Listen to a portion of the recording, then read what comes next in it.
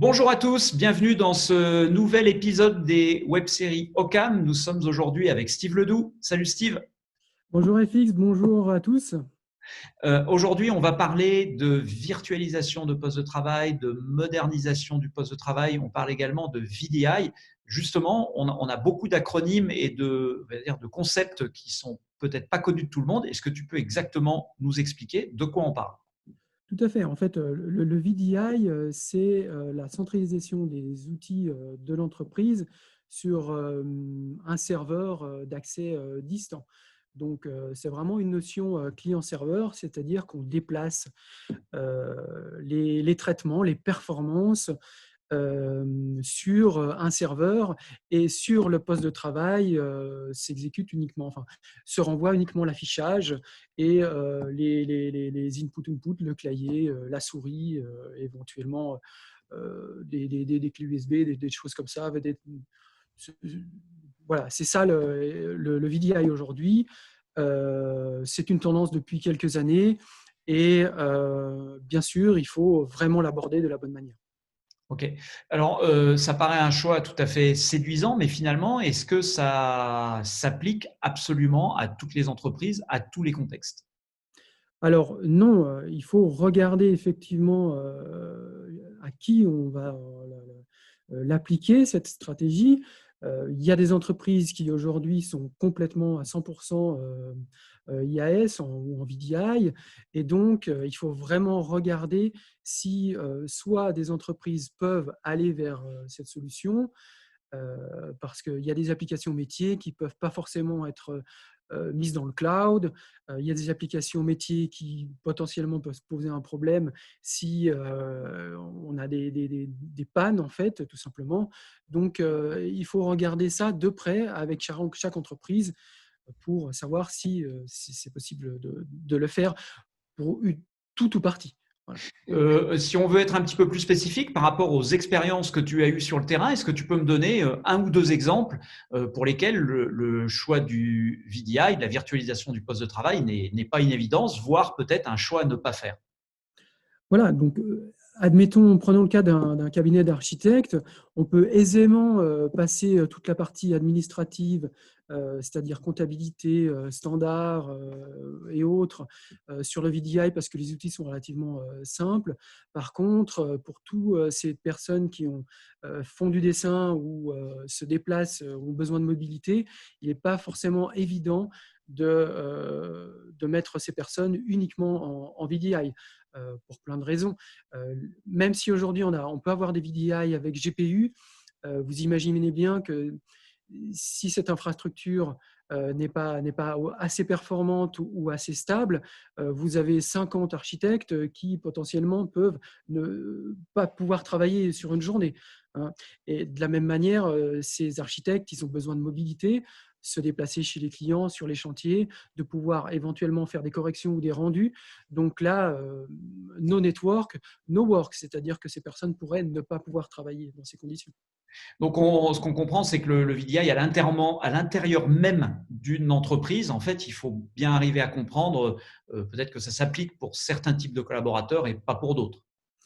Exactement. Et ce qui est très important aussi, c'est d'intégrer le côté humain dans cette problématique, de savoir si ces personnes n'ont pas des utilisations qui empêchent le VDI, et puis aussi de les intégrer pour leur expliquer que ces changements dans l'entreprise vont avoir un impact dans leur manière de travailler, tout simplement.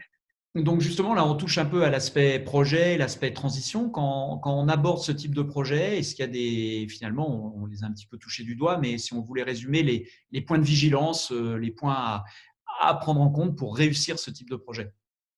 Alors là, c'est effectivement avec les différents services, avec les personnes responsables euh, au niveau hiérarchique pour savoir quelle est leur stratégie et puis quel est vraiment leurs outils de travail. Il faut vraiment regarder de façon micro si pour tout le monde cette politique peut être mise en place. Donc, c'est vraiment un travail de fond à faire, de se poser les bonnes questions et pas de partir sur une évidence, dire bon, bah voilà, toute mon entreprise aujourd'hui va passer en VDI ou en IAS. Euh, en prenant le risque de laisser des personnes de côté. Voilà. Donc c'est vraiment un travail de fond à prendre. Et c'est là où CAM a vraiment une vision très, très, très micro du projet. Ok. Alors, ce qu'on comprend, c'est que en fait, à VDI, il y a quand même toujours un poste de travail, donc il y a toujours du matériel, il y a toujours de l'équipement. Donc vous, comme vous êtes force de Juste, proposition et que vous faites ce type de projet, quels sont les choix qui ont été faits par Ocam sur quel partenariat technologique vous appuyez-vous? Alors aujourd'hui, l'essentiel de nos déploiements se fait grâce au partenariat avec Dell.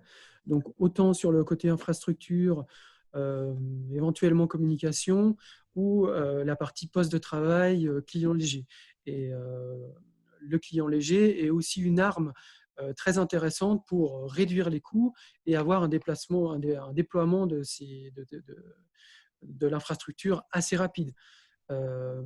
Par contre, il faut faire attention avec le client léger, c'est-à-dire il faut bien le déployer pour que ce soit vraiment agile, flexible et sécurisé. N'oublions pas que le client léger est aussi un poste de travail et que derrière, il y a des failles qu'il faut corriger. Il faut qu'il soit flexible. On peut très bien avoir des services qui potentiellement peuvent être sur le cloud, redescendus on-premise ou inversement. Et donc, il faut vraiment avoir un management très, très, très, très bien mis en place sur les clients légers pour que pour que ce soit possible, hein, pour réduire en fait le TCO Ouais. et avoir moins de frais. Parce que l'idée d'un client léger, c'est vraiment de réduire en fait l'impact sur les coûts. En revanche, ce que je comprends de ce que tu m'expliques, il faut avoir une approche fine. C'est pas aussi simple que de dire je balance tous mes PC, toutes mes tours et je remplace par des clients légers. Il y a une promesse sur la réduction de coûts, mais il faut quand même l'aborder dans son ensemble, hein. Exactement, exactement. Certains postes vont pouvoir profiter du VDI grâce aux technologies classiques Citrix et Remote Desktop, grâce à un poste classique, et certaines personnes vont être complètement en VDI avec un client léger, ou même, on pourrait imaginer, pour réduire les coûts, reconditionner d'anciennes machines en post VDI, puisque on n'a pas besoin de grand-chose en termes de performance sur ces clients légers.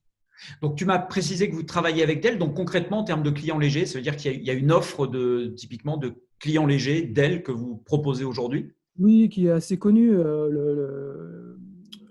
Les Wise, par exemple, qui a été racheté par Dell il y a assez longtemps, c'est l'acteur principal du marché aujourd'hui. Et donc, nous, on utilise ces solutions avec Dell pour voilà, avoir une approche globale en fait, de- du produit. Ok. Il y a un sujet qu'on n'a pas évoqué encore, puisqu'on touche finalement à la façon de travailler, on touche aux utilisateurs et donc changement de terminaux, etc.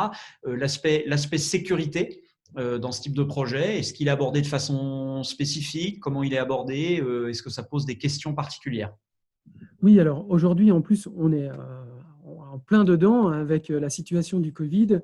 Euh, on doit vraiment mettre en place des sécurités supplémentaires pour pouvoir permettre aux personnes de travailler depuis la maison ou depuis un autre site. Depuis longtemps, on a des technologies qui sont éprouvées, type VPN, tout le monde connaît en fait dans un système d'entreprise le VPN, que ce soit sur les portables ou sur d'autres périphériques. On a aussi aujourd'hui des portails qui nous permettent de mettre en place des sécurités grâce à des certificats clients, de la double authentification et pour tout ce qui est IAS, aujourd'hui, on a aussi de la double authentification assez simple à mettre en place. Voilà. Donc aujourd'hui, en termes de sécurité, on est plutôt bien, mais n'oublions pas que le périphérique distant et l'infrastructure doit être mise à jour, doit évoluer en fait avec les failles qui sont au fur et à mesure découvertes. Donc voilà, c'est vraiment très important. Et j'imagine que, enfin, comme beaucoup de sujets de sécurité, et si j'en parle, je sais que Ocam est très à la pointe là-dessus, ça ne se limite pas aux aspects techniques finalement. Non, bien entendu, le côté humain est très important. c'est aujourd'hui l'une des failles principales dans un système d'information, c'est le côté humain. Une personne qui clique sur un lien, une personne qui met une clé USB. Enfin voilà, c'est vraiment une approche chez Occam qui nous tient à cœur, c'est d'intégrer en fait l'humain dans toute cette problématique, aussi bien en sensibilisation, en formation, en lui faisant passer des tests. Donc voilà, c'est vraiment une approche globale et il ne faut jamais oublier l'utilisateur qui ne va pas avoir le même fonctionnement quand il est à la maison, quand il est à l'aéroport ou quand il est en réunion chez un client, par exemple. Voilà. Donc, c'est vraiment une approche globale et le côté humain nous tient à cœur, comme je le Ouais, rappelle. et donc, j'imagine, en fait, ça dépasse même le projet VDI, mais on va dire que le fait de poser la nouvelle façon de travailler avec le VDI est peut-être une occasion de mettre à plat ce sujet du comportement des utilisateurs. Tout à fait. Oui, c'est effectivement un moment pour leur dire qu'on déplace l'outil de travail chez eux et que voilà, la sécurité dépasse en fait le périmètre de l'entreprise. Et donc, il faut être très attentif à tout ça.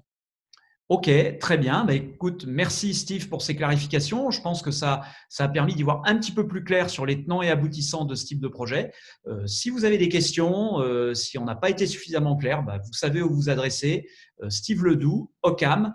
Merci à vous, merci Steve, et puis à bientôt. Merci FX et merci à tous. Au revoir. Au revoir.